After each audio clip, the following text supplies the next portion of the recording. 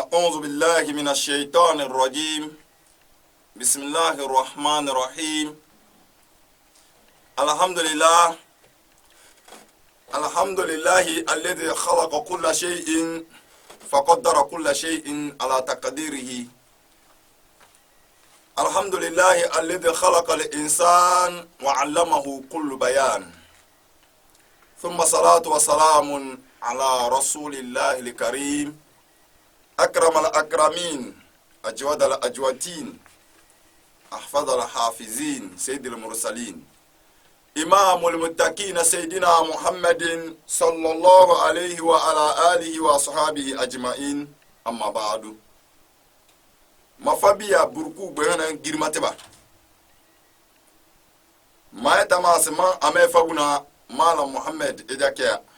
na baleme folona se masasidan di benjo buruku titana masasidan di benjo buruku jamaa matonza a'udhu billahi minash shaitani rajim domin shaitan ya nguje akpanan sa ofene otam ojamba tanki akpanan sa ofene shaitani ojam dibole ba ndime buile si kabudan nome be a'udhu billahi minash shaitani rajim be da akpana ibn adam pele ka doke oye na ke tumure ama etamasi no ko jongonsi to buye gam domin ka tabudan nome botibe ka yuru po na donge Allahu akbar jamaa buruku bele giri matena unje nangelibe shetani yenani tamunge sa a'udhu billahi minash shaitani rajim bubu nome wallahi ba fawe anke me mo metutunge lo a'udhu billahi bu nome njuru jamaa kame be ba fawe kan taba yen njuru kame wallahi mbada o jamaa yele fawe ka a'udhu billahi minash shaitani rajim jamaa manala to buruku banaina Jandabata na shetani na peru mo jamaa. A'udhu billahi tia gongonko kuye. Tia gongonko tombia banye tombuna unye. Kafadu dina shetani lale telekename. Tia gongonko wa. Ndia a'udhu billahi na shetani rajim godu karasa pililili jamaa. Bebo nakpala walene. Ba tankina tono umbe folna tombia bambo. To de tomena kafaburuku. A'udhu billahi minash shaitani rajim. Njo ebe tudogi. Njo ebe so kankangelem na buruku momo. Si otanadui. Boni buti tazi bismillahir rahmanir rahim. Si disasa na buruku yire. Buruku girmate. Buruku rahmate. Buruku afango. Buruku njo na fabe ota kangro fadango pata balana benoti temwa. Yolo na tetengo bugogbo ofado buye di na ngeli bemo buye nte ngeli bo fane. Allahu akbar. Bismillahir rahmanir rahim. Se ama ofaba na ni bujo ngeli bemo ham na ngurumbe ko jongo ngurumbe ko dina burku tale bebe mbisi burku ofane wallahi ama be ni dar kiyama ka balo rahma irina rahim muye pata obisi be lolombo kay lolonga kasin lolombo lo muna ya defense bela ona se alhamdulillah ye ona se ay du talib ku sibi na ja o kare kaduna janne burku yer katarina menay jama bo mula wari de odi ton na dona se lisati dani benjo burku mujo yebe bana mo ale ta de faija no je nta fata ja bunti kon wu kele wisi kele kaserase kele ya fe buruku sibina me ya nguru ya bu yetite buruku koyin ya nguru wa buruku wari yele ngewu yele ngana se de fa ja si buruku ya wu kwata o ya be bugo kwata bo sense ba mu budela na buruku jama tininga ngi dela busho si dela sama on kadela atewa kadela akpa obadela funto mkpena na obudela buse mkpena na obubuwa me murtale bo baranse boro bo bunti kara bunka fusinka fada ibn adam annabi adam bibiya dai naja Allahu akbar kele nani na nku na ndogo je kanyin polisi bi na to na nlesi bu ame nani na ya ani konkoton faro amage buruku ofosebo na buruku ba ayoro wu be buruku ta fosike ka fane ba ayoro ka to ni buo ka mebela ama alhamdulillah maznani ya mbiliku jimbia katara wu mpele ka koke be bute buruku fosi ake bo wu inna lillah etami ya jama jimbide no buruku kere kana halaka bara alam tara kayfa fa'ala rabbuka bi ashabil fil bambe ba kombe ba ko sara ka ba mo jimbia buruku tira jimbisa si buruku futa fa de ko se jamo be buruku ta futa se ka farbo minano se de simple se dan go halaka to ege example se na kesi to ngen jama buruku be na girmata o sinti ba mbudela ka ko sinti da gbagu do disabe de la dede ama o sinti to war mena bargonga sibute dede bomba kona abese bukana bane jama de fa buruku ida se buruku o eto sinti bu dede lo o barbe pata o dawle nguru bayana karbo o dak pata fa nguru me kawli dede bo akwana o dade batade sinti foromina bawle ko se nsiya buruku to se nsiya buruku ai inna lillahi wa inna ilaihi rajiun akpana ba ole buna na akpatasi to buje yele buje balaje be balaje fisaje be fisaje tongaje be tongaje akpana ni jama to itasasa jama itasasa wallahi sasi wallahi buti kon saserelo dibe daboy mina do le to ina muna wari dan betar na rasul muhammad sallallahu alaihi wasallam no sahabi sabambe ba binabe ba suluba war na ija ya febu me bonti danna da alfata jan ya kiano ya medan wo fajam na buruku mina jamina medo fajan ya oh ya kan jose do pere ya kan jose do de gedulinya kata ta tale buru to kabarto me de la ne buruku kadisi dona de baraka ala afia jama ya kino dan sarame bude mina da mba saba na ndebi bo be mina da mba sagaba na ndebi oh ala afia ntai bo jama bota koli bude jandan ko jimbe ba burkubo belente ba koli rodambo jama ya febe na amadan danne ya oyese ya buyense ya bubuntin ya molunya ya mole ya nse owe to menankwa minanga ka fudede ka faja mena medu fa jaina jama bolo burku ele dejen kumfto da siri kale sedo bungwe bo fosi dumo lekena mi jama de koni ko ton fodona burku tomo de koni ko ton fodona e jafa tona burku e bo medwe babiri de koni ko nar dona la kare jafa tona burku bungwe bebe de na agbana fa burku ija bu bare be fake ija bu de ka folo ka ton sengurun ko bar karabuna ka faja wo nam faga ja bu bare ndo no tere buje ben pele nan diu ndi lunar janamo faja mena ka juyi jama bu ku bena girmata baya do ibadallah bo baya do bu ku bena girmata ba se ko ndimi bu ku to ma jama dan de na do na la karse na akbana alayta yato dalil al-khaliq aleta eto jama boba to no tira girman ko kanar dan la kare kani ka wolo do aleta munyo ebe kamo eje si burku yayi nguru fe fa shede ngu Allahu akbar mun ka to no disibe si dalil al-khaliq dalil ka kana woli be se de jinzi burku ya aleta banke kama dinge diluina sa'udullahi minash shaitanir rajim كل مخلوق إناية بانتوا جماعة لا بد له من خالق الله أكبر يدو بامبونا بيبو بامبونا بويه كساغا سمع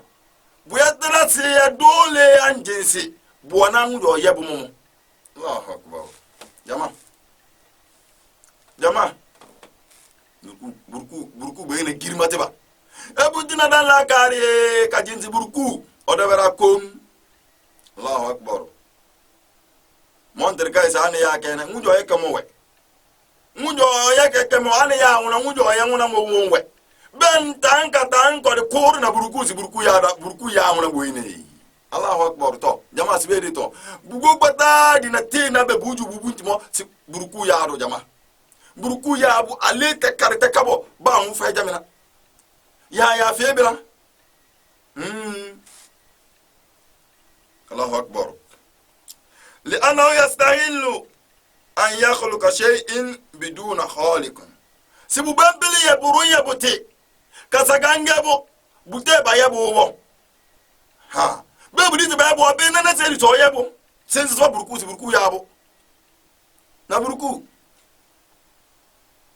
to jama karo jan ka seli buruku be bile bu ye jama buruku be bile bu ye na ne ya bu be murda ya bu wujo ani ya nguna ulolena mumba to var sime ba ngum misime ayi ngurba ko murku yado dambo dibo kurba ko me dilina annabi adam jandelena jama nana ana hawa bila dilina dambo mutam tengo mutam benoti mutam malbango mutam tetemo mutam lolongo butan fulandi butan kaose butan dango bata dibo ko kwa de la de ni yama amma le de le buya bol dila ke ba ngun lu le benani le benamo bila bu ko de len tintina Allahu akbar mba ko de le nam be ko de le benoti me ina murko jurube ya kay kombo some no seri burukunga nko de na so ngele buru sensese buje ya bo buruku bo berense benoti ina mama che ba ko de lo ngrubu me nsi ba benete ba lo nguna amba kur bu ga ta ne lo benoti mu ani jawlina ani be adam ani ya buruku bo bara jama ba en ba ole de buruku ya bu kwata aleta dangu bo buru fe ba tonse bu ya bo te kasa bu te buruku bo jama yastahil بفي جماعة أو أن يخلق شيء نفسه أو ما تنزبر يا أبو تيارا كجورو سيقبم ما يامت عليك أنت ما تقول ما تنزع ما يامت مرتاح يمين ما يامت إنسي جماعة نبركو بتي ما يامت نوجه منزل تنايا أنت مو سبوتة نايا أنت ما تنفن منا مجو يا بني مو أوي الله أكبر هو الله بركو يا نالتا مرفدو جونا بموتو لو نياس ما يامتي اي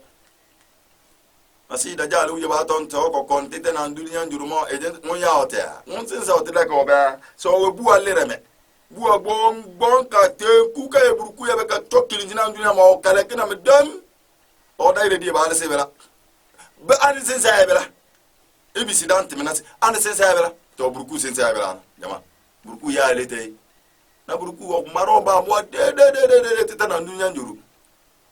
Allahu akbar lisuru burku sibe ka juru kabe dan sibina mboyi Allah sino fitina kino bela na burku mbolo jama burku be na giri matwa do dia do na bongalo lon kalo dina do na kar di wuli do na simurume ko serisi buru na burku saga kalisi shawara kayado ba ko di peredo sito di sawe kalisi shawara mo me asi di perebe jam annabi adam mun manan sa kale shawaran kaye buna ware manan sa kale shawaran kaye bun ka fa iko kaje ololo ka welin se ba na balolo na hawao jande perebe nguru me ko sa ka seri mina we ba de peredu kiya me burku na nguru yo de peredu sibano ba le osi ake do ale tawe nguru me ko seri mina bo ba to fa de smia ba ngun sen kara papalo kara se selelo de bute kar ko be se kar ko ko seri ese karaza silelo de kanyinke siburku yaro nampele do bu fose webe de nei eme burku na bisira alquran girman kama jama burku na bisira alquran girman kama jama a'udhu billahi minash shaitanir rajim se am khalaqu min ghayri shay'in am humul khaliqun jama burku bene gilmata burku bisidu bemna jeri timanya me aleta ya buru ya me lona jay takba sindela karkwa kobo be seri siburu ya me aleta bute mambo to jama bunti ko e ejin smanya burku mun ya do aleta bro burku o le dejim buru fe bo pile do aleta kantina burku jama buru fe baton de bungo mbal bo ya aleta sesere bungo ya akpana ka ko sare burku mbome buru fe ungo ya dase ngbo ntina dase si tuko me buru fe kubunga nya ngbo ya nge buru fe burku ya كل شيء فقدر كل شيء على تقدير كسيدبا امبونا بوديدي na على قدر لو na bu على قدر لو نام جماعه burku le rejim burku fuso da sir burku le faja su burku de bara kom ni ba na ngeli bera do ne jama faja so de bara kom go bare be ko yen don lise yen no jibasa si boy burku war burwe damba nte burku mpile dambu beta kutade sinko sa angase Ameriki, Allemagne, France, Togo, Mali, Ghana, katambu nte burku mpile yemina ngana do nambe ngana tinanga nanga timbaja to ye muyo mpile yemina bom lami ya lidi batate loloi otalolo odebara kongi munya amena nan faija mena bubare kale to mome kale burku to ngelimo nan kokoronde na burku jama babte na menabo agbana oza kam fitina ndul nyame ube ndundi melahiran ka u nan kakadam ndi melahiran ka fitina kano kwesewu yele burku me wolen lahira fitina mo mula jama burku ko roman na me burku le de afa mbaja wa man al aya ما يك كمان كاولي لو سبي جماعة سأن الناس مخلوقون سيدجين سيدامو بطاري نتينا بنولا ديمي دونا يوغا كامي تنجو وجه بايدوي أيا نويا لو أليتا نويا بركو الله أكبر بركو منفانيجا والله بركو يلانغو يفايجا سبركو يادو أليتا آمين وكل مخلوق بدليل بركو يببا نمبو أليتا na dalili ya ba muna bu dalili jama ote bu se fara bo si dalili we ote bu buna kubunga fara bo si dalili we ote da se fara bo tikbo me bu dalili we nantoni mo ebe mo bu dalili we samo ebe ka sunje lo ka dalili we ateke lo mbala bi lori do vu moto do vu dalili we na pana ujen zabe tonto monzamo jamaa zabe dingeli burku yo nzamo se dalili burku ya name ota ya me fala yimbo ota ya me fala bamu babo ota ya me fefe to mebo ai dalili wa melo bolo ba mbunti no onkeli ba mbunti no la karo susu kadile fa burku pa se burku na ya do alete jamaa burku ye na girmata burku le defa burku ya bebite na menaba wahala nko keno takeno bare kasirata sinyele tono jam bujuzilu putu Allahu akbar ndiye botaye burku di surbanu kale tura sele ambasi mte ndebere ya rubo lisidi baname kadudu bambe ma fabe ne jasi ndebere kom lam yalidi ntalolo wala mi yuladi bataloro ni dudu baname sedur kiri kame bele tete banjo monserbo bele no jibata te banjo monserbo burku ba so nibo ba sebuye burku mele di toburu bugo ko tame boyi jama imane tom imane te mun na pele ka jensi mena burku ya kasense mun na pele jensi mena burku de bara kum mun imane te na pele ka saga o ta seriti nse burku wena nse a imane te ndo imane wo be ka kriti no lengere bu na momo una na saga kona ngari fala ba mu ba burku mun ta pasu burku o de bere boyi to ona ne wole doy do ga mu na to tilibet burku o de bere momo mun to ko na mu si burku je jama Allahu akbar. Murdo dia burukonanti buruku je buye dede ya. Inna lillahi wa inna ilayhi raji'un. Yiri bale to bana jwa melense ame akpa bamba mutuna ne kere dure de ka dose jama ga bale to ba wona sekire ka wa simple ka wa da fufu na buruku ojin ona be na rigini ze to mura bar mo masi nte o ben ko mo origin ga rigini ko ton fe bare ko ton fo onka ton fe se mana na ko ina mama chia ndalbe o de lana ne pupure karme gutade zi nono kurume ndalbe be gutade so o kere dure fo le ka dose se saji o zinzo na ntuna uruna buare munam benti tontomo mena baye akpa bamba base kire se na jama be daji jimmina ta buruku mbele dina bebo butuna zinza akpa na buare na buruku o tamana simbempele kana na buare loboe he bela odomi bela buruku we buruku e bo tontomo na buruku bukan yire pata na mba mo jenga sa mujo sa bela mo jenni buruku la rabota njama la ilaha illallah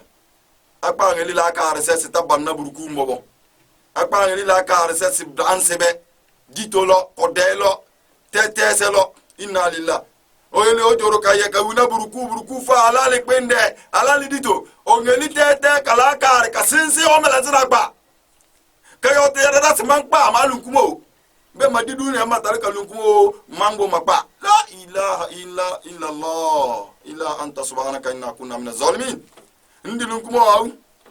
kunko ko be jaba aduna ku badu ko baena dito momo wu be ko denne nyase to belon to wen folina lahiran ko balatuna sigiriti tingaratuna ayala mbayo yo bena tingartiba ango kota tingartiba jama ga balatuna na tinzo na tuna dure din ware nse mala mo mede ka jengana simina buko mbu yuduwa jama na buruku melanza ba dabata ka jujbe fo kambelenza kwa dabata baju yere ariziki se bare na buruku akwa na nko ariziki juwo sim se ba pantere fo balo o ta na ru kere alafia na ba pantere fa bole katalo ko sinso bi na osibina me o malete kam katalo ko sinso osibina mo kala nan dire to mura ono fo no babo benta gabe jamme baro badami na bafana na baba na bo jama bulina bala tete ba jam baju tete ba jam o pantron keli kado o bebe sitani bar mo asi na uju mo buye sitani to mura diye amande tade tarbo na buruku o pantri kadu bo bon fo meya bo mile go meya bo leya o pantri ba ndubla begen famo begen bababo man kere man ya anlo madabere butina no mabia nyete tengo pa buruku mbele dina bana bala wa jama na buruku mutuna nju muja wo jube belo te jambal tuna te tengo jam bala jeji ka sense na buruku ka joyire o dalo si kontom ka kerebina marfa te tengo ngata no mele ni bo ya yire ma da buruku ho ya yire la ilaha illallah buruku la no tan fa ya zubila jama bukata bentilobi abe Mohamed ya be Rafi abe am katami bu bentilobi ya Mohamed ntani tete ngona akpa na ona abela buruku muru febela na buruku akpa bamba ninge mina me ba fana ba sekire sena ameju amba be de ngari fa me benju lobo bo yamina tonti fulu dure die mage bona bore obe ngba fulu bele jama buruku le serba ba tete sesimen na buruku jama buruku wala girmata dibuti la kare kasina buruku ko la meruku ka tem buruku bonome kana ya gange ka afani ndi ka fane nyo mba munti mlafia munti mbambo wallahi buruku yaro alete jama dalili buruku na bana waleta al akal na la kare لا بد له من خالق والناس لم يخلقوا أنفسهم. الله أكبر. لا كارتنا جنس ما هي بيتلات لا كارتلا جنس ما هي بركو يارو عليتا بركو يارو ككونارو جماعة لا كارتي منابو يا تلا سولو جمنانا on keli men tan ton femina kabi mes fe bole bo kanyin za gbana ben bili o ti aleta we jama timan pata juro aka na mate mfe ngere ya na buruku bar na fibiya be to na fibu na mena be de o ye bo te kale lulubuna o forge mo buna bete bo ta ko yebo o do e ka de senti gbe lilisi ngurun ko fi na buruku buna be ko jorumo jintololo na buruku kutade ti butu no fala be ode sebo gbogbo isim kutade to lebe fo kan buteje do gara ko leke olulu be mo o lala mu ke do gara ko dile o be pele do ko no sa so tetese to gba fi be buna ka kere na ko be buruku fa una jinto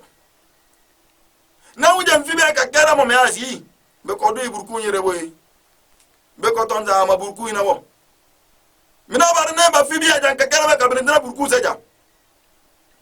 mutuna be no jinto se mu de u batalo lo ngona bo u di fiya buka di fi be de la momo buta wele se balolo ebo be na wele se buta wele se balolo ebo muru fe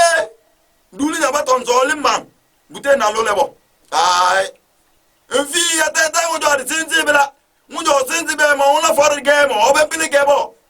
bumba sinzi nandi fi ka ko kara kage tonzi burukun ka leta o eboyi nambe ko kara ka burku ile ka fa ona bo bara na fi mina gan ka ben zam burku e be to nangelo ngarota yele ma bisibu na nje u mona te fa ala bo yele ma bisibu na nje u mona wa o halu wanze burku mo dum batalo lo mona bo de tetu na njo lo di kata kana yara anu wala na tetu na njo lo le burku e di chiwo jama wala agba ba na ba on jinsi ba burku ya aleta yi murben pele yote aleta bo Allahu akbar jama fadalil zalik ala anna khaliquhum huwa Allah dalil ge kana wolwe de sidifaja burku difaja sima de te dante di bebele dante momo di kere ka fa burku si burku yaro aleta yi jama to mubarak panga na bela burku yaro aleta yebo go tabo ko sanka kona dan de mesire gon ka ya nabi adam o ba nabi adam mo be na tibe na seri mba thomas ma o de bere jandam go ta lena burku mo iko me delina o jambela na burku yaro aleta na jama سبب أنا نبي آدم من تراب مختلفين نمني أنت بركوكو كأناي نعم بنجل اسمها هي باتون سينيه بركو كنيمو كسنزي كمابو كادو وسو كادو سالمو كادو كاراسة كادو سيبينا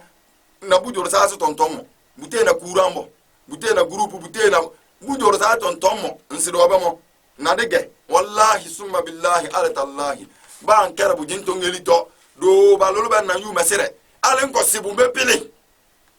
na buruku to buruku na pele ko yemena nyomo ye na nabi adam bumbu be den nanto tuye de na geben zan ka do salemo unji abe odu bo ye salemo ka yebu me ngomana unji abo odu bo ye ngomana na be pele ya bawo to be lon seli be lon du nyoji base be lon ngeli nwose ntere kanase buye bute burku debere ya arubo ani ngeli nkere kaptebu na batonzo ona buru ona do ya na batonzo ona bona mo kwinde ya ado aleta yelenge bengela arja na ma sinsin la kare de la kare ko ka kere alamiri ka fabru kuzi wallahu tabaraka wa taala alladhi khalaqa kull shay nama burku wena girmatu burku le deji dalil itikon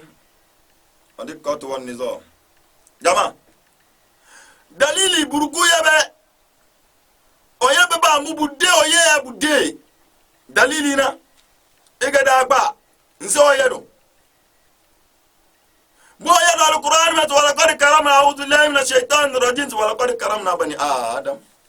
jama oye do adide ba mu buruku ye oye ba bu define samaza de nage mo ube mo titi na kage oye be bo kona wulite kadubela kanyanga kadubela soro kadubela be mo tin to kage bu ndole mina bute sama de na titena boy amma ka alama na de nage mo bu dege mo ate bule mina tininga mina ba mu na bu sare bu yeto dede bude jama ange akasela se wonkine ange atonje base ange aton fomo be na kwana mutina la kare na buruku ba kwana ta mutina la kare lo buruku nda saro se kan o seli no gasi bubembele buruku ya amena bo npata nkonti nkumo ndu mbono bondi alona na buruku boye baba boye kasindi bu kiri nizom ote buru bu melese ote buru kakere buru sindi buru dela a sa rijinise e ko saga na agba amego la rijinise me a bufe malaika ta ai janga membunti ko atelo ama ebunti la do bute na semo ebunti ka je adu bufe ba on dela a teni nga ebere sa agba aja ko saga agba dela agba ebere teni nga bufe dama ya boy to ange no je base ange to selimo mashallah burku le de jama la karate na buntina la karate de la sisi ka yuimane burku ya do la karate sati ba jama na rebel fancy de kullu makhluqat inna li taban ke burku ya ba ma Allahu akbar burku le de ale taban ke burku ya ba ma jama se ko de khalaqat mi ittiqan azim atikam si dede na ija soro buruku ya bambua bude na budele na busare na bukaimo benara ya la kar tananje arase buruku bude nguru ya buje buruku ya bo Allahu akbar jama mala na buruku talote jama ba mu buruku ye dede ya na budele ya na buruku buloni fa jamina o yebe mala bota nguru bukabo ya ro adi tali azim no jento no tali to ya ru bonde mba o yeba mu tali bude sare Allahu akbar wadi qato fa iqat mimma yadullu ala wujudi khaliq oye to oye butale butango si ka gweli bumbe bu na wolebe sin owe ngulo burku ele de jama na wonje wo ka sila sama jama mo konti na burku bambe wo ba seli mo beninga te baba wona ba seli balante ba wona ba seli ka tinde ba te burku dera yo te tingere mo nyebe ngula kwa na se de sulu burku nake dul kiyaman leili ka tonfake buta me ka len tuluto kiyaman leil sharfu mu'min kiyaman leil ya akbana ar heri dila deke akbana pel tonna burku bute malaika na ko tinkalebo na burku kiyaman leil wo fadans no bore be no bore soro lumba burku ko ro malaika ta kwata se sa fense man na lebuje emme mamachi burku na le na wara tumura bani kwata direct burku na le mina kiyama leli metma bengalin ton nam benjo burku le kirkir ci yele domu dama jamene ba mina joro kiyama leli ka dan tono be ri tom dan badan babana baba se ba mun do kon karme mute ba doli qur'an kan ka jinke boy ama bana ngambe burku solo na buye ba jimbe kula lazatin nas fara ko ta izaja ta haram tar kayfa zati wallahi bakarati na ita solo ba duro kiyama leili buduna njuru ka yalo la katina fla bole ka sa mo to boni ku tadeti obuno sulufa ku tadeti o sulufa duliya bata ku tadeti o to wuna buruku ka fari dana amage da gulbani de bile kala jantam ka saga bezime na akwana tomo ka saga bezime na buruku waraketo kasaga bezi me na tete tontomo akpana nsa bezi lo doze muko olu fe so wusi ono ongesi ojuro okpala otare mabal pa olena o ko ngamfim bo yo ebe sabele ngota tu burbo o fi mabal wele damba e ke do talunta Allahu akbar jamana me da dolo yeda sir yale jam na buruku ala bar be pel sare de bo bay be babalase boy jede ya buruku fa be babalase lolomba na buruku nan le kasa ko tome karu de selen ko lungute le affaire carré tomo duli na tomo yem na buruku do jangala nga sa ko mo nga ko suru nga jang wifi ya akwana nza wifi lo 3 otadu o ko bundi la subhanallah na buruku ko fe se otalebe kutade ti ko ti murona ndube ngelo obugata so odo inna lillahi o ko joromo o fose asoba be de kalvisa de jolele lejo o balo no no fose kabundi fisa pim bangili si odo baju si odo o mamachi buruku be na buruku do genge be buruku ne na yadu mena de fo ajama akwana nya para mena asoba lai onya bara bina bute buroge bot burudi nge fala yenduli na tomoni nge ngare ana sara ko dubu me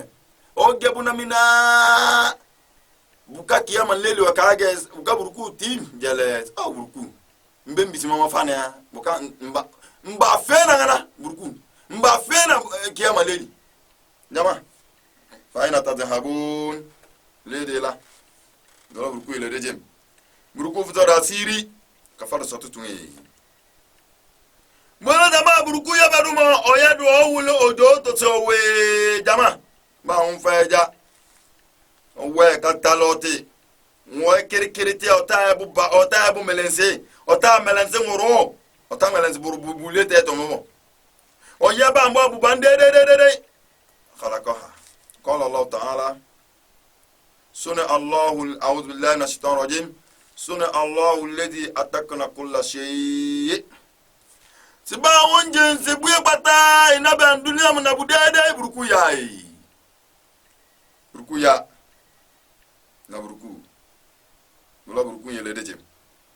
nguru fe batonse offensive buruku ka burubu me ay wala buruku faro la karke de jinsi buruku o mo jama nam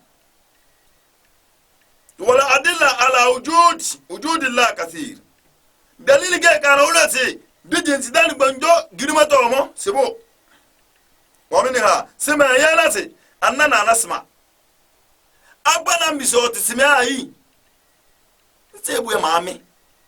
lile din burku du bedema ledi di tebuna bu mami Allahu akbar to bisi dante menatete akwana na mbe ba to me ngarta ina kukuabo akwana na ngarta ina kukuabo so bela mesi akwana mbisi otesime ayi mami mango mpele buruka dole na bosa abomia mbempele mala jakia ma to fa ne mbempele yele me ko de agidi kare jonti na buruku bo mbempele bo aya mango mpele ya buruka to du busibi na bosa akako ngako kweri ngana mbempele ayele ka fancy Allahu akbar jama belabo ba wonje si buruku we jama Allahu akbar sadi ijabatu du'a mukawila buruko mi bana ni suluto ijabatu du'ai ad-da'in o mi bana ni suluto jama babbe men wan sulu buruku so mi mbaru ku bale o mewo nwa fatima mewo lengere buna mewo o mi to manna nan dan na mi ngana be mi ngana mamu ma to nyo na na nje mi memo angenji ngo malere me je matontomo ware anye manje ngona legire me bento na makon anye nji mala wade bebete matonfa ne njia to buruku je madoro ma ko to na buruku bayna giri mataba buruku je na nguru bil so na me mbisi wasile la se ma ton fan nanje to buruku se wonna me dan solo to yi wonna me dan ya to yi inde oni astajibu lakum se yame mama mi ma kwa fa me ayamba me Allahu akbar bulle ya me na boya keri na mi dede na mala man tono kiyama leyi yele domo kele sara de fara bamu bayem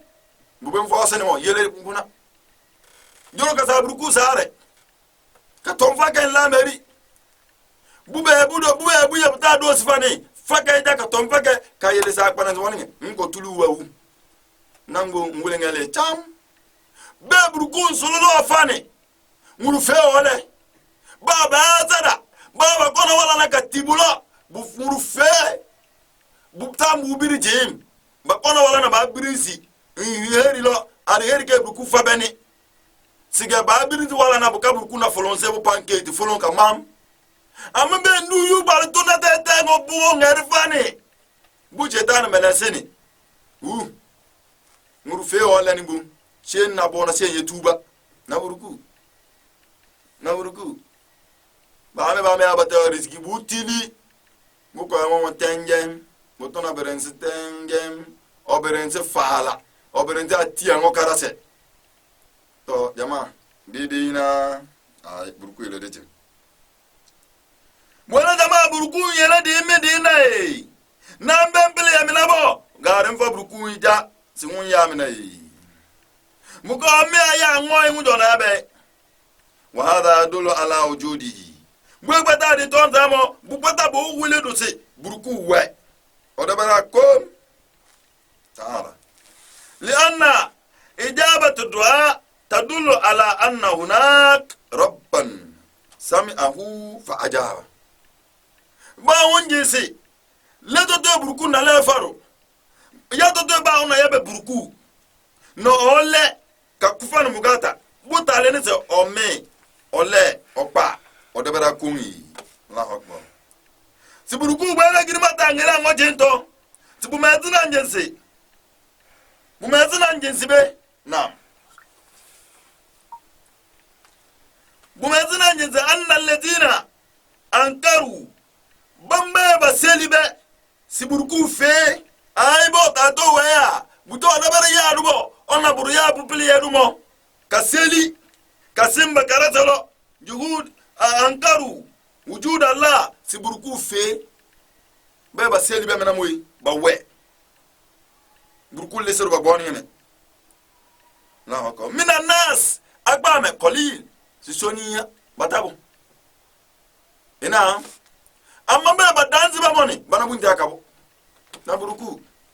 Allahu akbar subhanallah jama wa ingari leta an